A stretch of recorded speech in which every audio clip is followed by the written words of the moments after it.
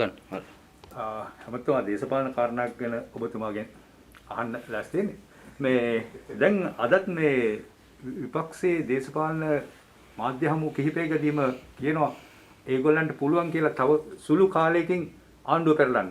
නමුත් ඒගොල්ලෝ මේකට කල් වැඩි තව කාලයක් ගන්නවා. ඒ ගන්න දවසට ඒගොල්ලෝ සැලසුම් කරලා තියනවලු ශ්‍රී ලංකා නිදහස් පක්ෂයේ සහයෝගය සම්පූර්ණයෙන් ගන්නවා කියලා.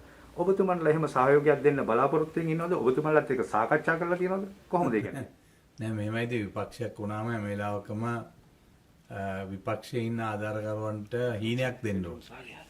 ඒ හීනය තමයි තව පොයකින්, පොය දෙකකින්, පොය හතරකින්, පොය පහකින් ආණ්ඩු ගන්නවයි කියන කාරණේ. ඉතින් ඒකෙදී එතුමන්ලාට එතුමන්ගේ වැඩපිළිවෙල ගැන කතා කරන්න අයිතියක් තියෙනවා. නමුත් ශ්‍රී ලංකා නිදහස් පක්ෂ විදිහට අපි කිසිම විදියකට විපක්ෂයත් එක්ක සාකච්ඡා කරලත් නැහැ. උන් එක්ක කතා කරන්න බලාපොරොත්තුවකුත් නැහැ.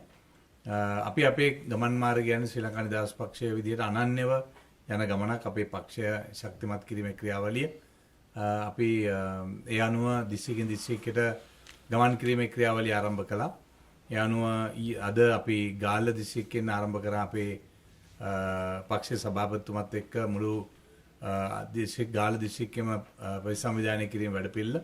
හෙට අපි පුත්තලන් දිස්ත්‍රික්කයට යනවා. අනිද්දා රත්නපුර දිස්ත්‍රික්කයට යනවා. මේ විදිහට ලංකාවේ තියෙන දිස්ත්‍රික්ක 22ටම අපේ බලාපොරොත්තුව තියෙන්නේ ගිහිල්ලා අපේ දිස්ත්‍රික්කවල ඉන්න සියලුම පාක්ෂිකයන් හමු වෙලා නැවත ශ්‍රී ලංකා නිදහස් පක්ෂයේ ගොඩනගන වැඩපිළිවෙල නිසා තවත් පක්ෂයකට උදව් කරන්නවත් තවත් ආණ්ඩුවක් හදන්නවත් අපිට උවමනාවක් නැහැ. අපි ආණ්ඩුවේ ඉන්න ඇමතිවරු විදියට ඇමතිවරු පක්ෂය විදියට ආණ්ඩුවේ ඉන්න ගමන් අපේ පක්ෂයේ ගොඩනැගීමේ ක්‍රියාවලිය තමයි මේ දවස්වල අපි ක්‍රියාත්මක කරගෙන යන්නේ. විපක්ෂය කියන්නේ ඔබතුමන්ලා කලකිරීමක් තියෙනවා. ඒ නිසා මේ අවස්ථාවේ පුළුවන් ඉක්මනින්ම ඔබතුමන්ලා දැහැ ගන්න කියන්නේ. නෑ ඉතින් කලකිරීමක් තිබුණාට ඒ කලකිරීම තුළ අපේ බලාපොරොත්තු වෙන්නේ ආණ්ඩුව පෙරලන්න. අපිට අවශ්‍යලා තියෙන මේ ආණ්ඩුව පත් කරලා දැන් මාස කිහිපයයි.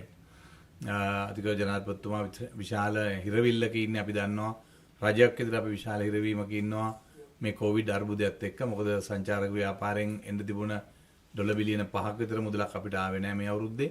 ගිය අවුරුද්දේ ඒ වගේම අපිට ලැබෙන්න තිබුණ ආයෝජන ඩොලර් බිලියන 2 විතර ආයෝජන අපිට අහිමි වෙලා තියෙනවා. මේ විදිහට ගත්තම විශාල ආර්ථික අර්බුදයක අපි ඉන්නේ. එවැනි වාතාවරණයක් තුළ ආණ්ඩුවක් විදිහට අපිට කරන්න පුළුවන් ක්‍රියාමාර්ග ගොඩක් අඩුයි. ඒ නිසා සමාජලාට විවිධ ප්‍රශ්න ඇති වෙලා තියෙනවා. ඒ නිසා ඒවා දුරු කරගෙන ආණ්ඩුව ඉදිරියට ගෙන යාම සඳහා තමයි අපි කටයුතු කරන්නේ. ඒකම රිෂාඩ් බදුර්දීන් මන්ත්‍රීවරයා සම්බන්ධයෙන් ලොකු ආందోලනාත්මක යම් දේවල් වෙලා තියෙනවා. දැන් අදත් විපක්ෂයේ චෝදනා කරනවා එතුමන්ලා කියන්නේ මේ රිෂාඩ් බදුර්දීන් සමගි ජන බලවේගයේ മന്ത്രി කෙනෙක් නෙමෙයි. එතුමා දැන් ආණ්ඩු පක්ෂයේ කියලා. එතුමා දැන් ආණ්ඩු පක්ෂයේ. ඒක තමයි ඉතින් වැරදිපට වෙලා වැරදිකාරයෙක් වුණාම එතුමා ඒගොල්ලන්ගේ නෙවෙයි. හැබැයි එතකල් ඒගොල්ලන්ගේ. ඉතින් මම හිතන්නේ මේක වැරදි. දැනටමත් එතුමා ඉන්නේ විපක්ෂයේ සමගි ජන බලවේගයේ අපේක්ෂකයෙකු විදිහට තරම් කළා තමයි පාර්ලිමේන්තුවට ආවේ. සමගි ජන බලවේගයේ නායකයන්ගේ ගොඩේ ඉන්න මුස්ලිම් ජනතාවගේ නායකයෙකු විදිහට එතුමා ක්‍රියා කරන්නේ. එතුමා වැරදිකාරයෙක් හෝ නොවීම තුළ එතුමාව එහෙම ඉවත් කිරීම ඒගොල්ලෝ කොයිතරම් සදාචාරාත්මකද කියලා බලන්න ඕනේ. රිෂාඩ් බදුරින් මැතිතුමා ආණ්ඩුවේ නෙවෙයි. හැබැයි එතුමාගේ කීප දෙනෙක් ආණ්ඩුවට සහයෝගය දීලා තියෙනවා. ඒක තමයි ඇත්ත తත්වය. මේක ඉතිහාසයේ සිද්ධ වෙලා තියෙනවා. මුස්ලිම් කොංග්‍රස් එකේ හිටපු කීප දෙනෙකුත් ආණ්ඩුවට සහයෝගය දීලා තියෙනවා.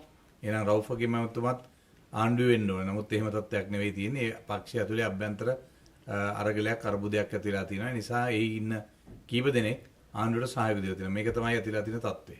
රිෂාඩ් බදුර්දීන් මන්ත්‍රීවරයාට තියෙන චෝදනා සම්බන්ධයෙන් ඔබතුමා මොන වගේ අදහසක් දක්වන්නේ? ඒක ඉතින් අධිකරණය විසින් ක්‍රියාත්මක කරන්න ඕන කාරණයක් තියෙන්නේ. එතුමා මම දන්නේ නැහැ කොයි විදියට ඒකට සම්බන්ධ වෙලා තියෙනවද කියන එක. ඒක ගැන පොලිසිය කරන පොලිස් පරීක්ෂණ අධිකරණයේ දෙන තීන්දුවත් එක තමයි ඒක තීන්දුව වෙන්නේ. නිසා නීතිඥයෙක් විදියට මම කැමති නැහැ ඒ කරුණු දන්නේ නැතුව ඒ ගැන කතා කරන්න. මම හිතන්නේ කාගේ හරි ජීවිතයකට හානියක් සිද්ධ වෙලා තියෙනවා කියන එක අපි දන්නවා.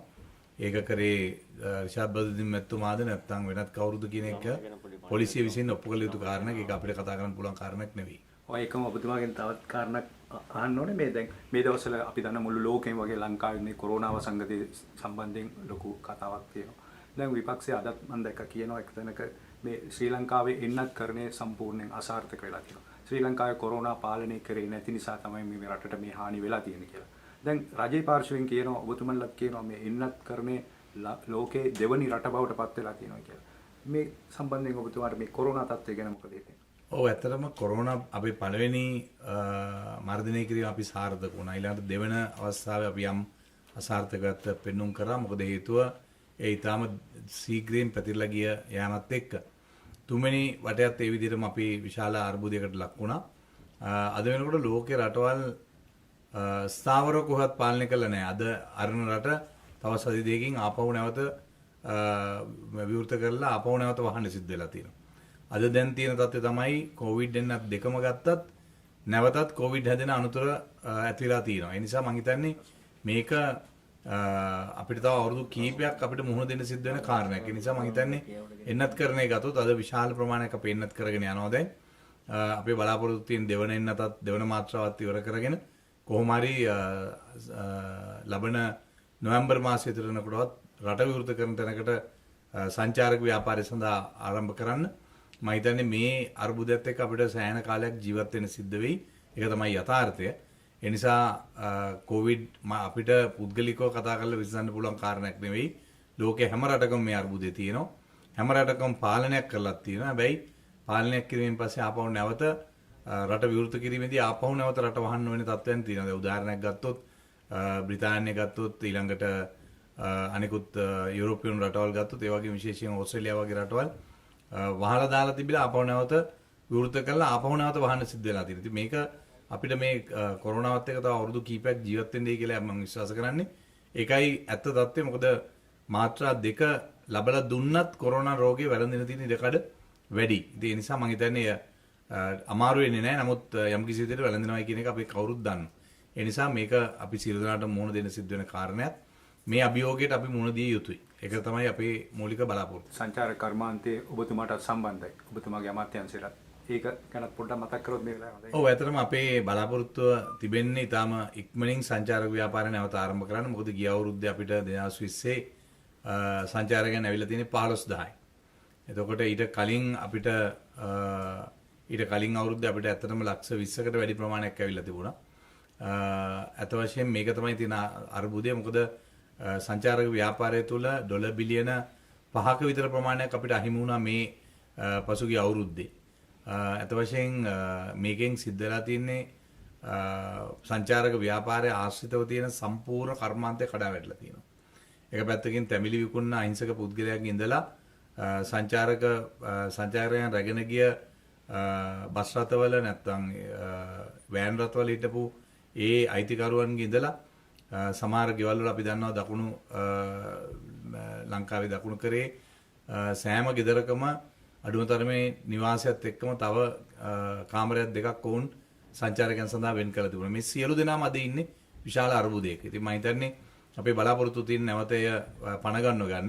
එහෙම වුණොත් මේ අවුරුද්දේ ලබන සංචාරක සමය වෙනකොට නැවත ලංකාවට ලක්ෂ 20-25 වැඩි ප්‍රමාණයක් ලංකාවට එන්න බලාපොරොත්තු වෙනවා. මොකද අද ඉන්දියාවට යන්නත් බැරි තත්ත්වයක් ඇතිලා තියෙනවා සංචාරකයන්ට. එවි තියෙන කොවිඩ් තත්ත්වයත් එක්ක. ඒ නිසා ලංකාව ගැන විශාල බලාපොරොත්තුවක් තියෙනවා පිටරට වල ඉන්න අය ලංකාවට එන්න. මම හිතන්නේ ඒක අපි තාම ඉක්මනින් සකස් කර ගැනීම තමයි අපේ ඊළඟ බලාපොරොත්තුව. එන්නත් කරන්නේ මේකට යම් කිසි රුකුලක් වෙයිද?